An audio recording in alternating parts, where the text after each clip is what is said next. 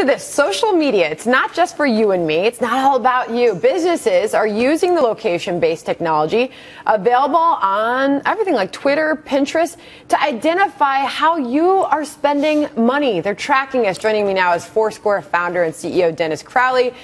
Dennis, you have been, good morning to you, by the way. Hi, how are you? It's great to see this because I love tracking data like this and watching where people do and their habits. And I mean, you have that information at your fingertips. Sure. The McDonald's all-day breakfast, it's been a big deal, right? Mm-hmm. What trends are you seeing from that? Yeah, I mean, this started with the conversation we had at the office about are people really excited about this? How much do people really care about it?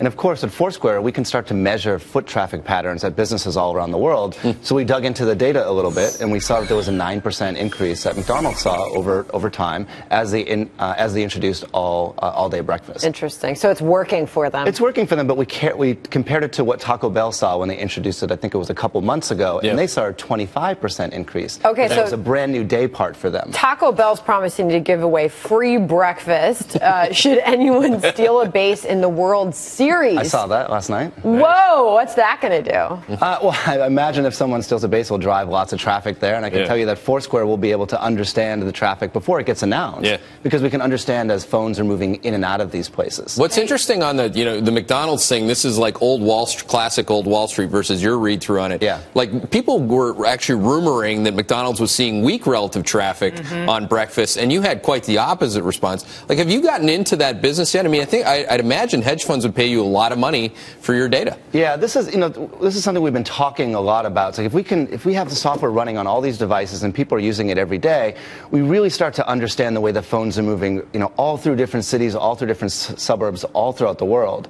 And so if you look at how financial institutions have been using this, there might be people in a parking lot with a clicker counting the number of cars. Yeah. Like, why would we do that? We can measure the phones moving in and out of these places. Hey. What about your funding needs right now, Dennis? Where are you guys? It's something we always think about, like, how do we make sure the company's set up for the best success? Right. We did a round of financing about 2 years ago. The company's generating a ton of revenue now. Last quarter was our biggest quarter that we've ever had. So, we're always looking at those opportunities. Would you go public now if the market was more receptive? To be honest, everyone asks, are we going to go public? Well, the liquidity. If I financed you, I'm looking for the liquidity event down the road. Am I not? Yeah, but most of the high quality investors, that's not the main thing they're looking at. They're like, you guys are doing something amazing with this technology. You can understand where the phones are moving. Keep building these products. Keep building this amazing stuff. Change the way that people think about what they can do with data.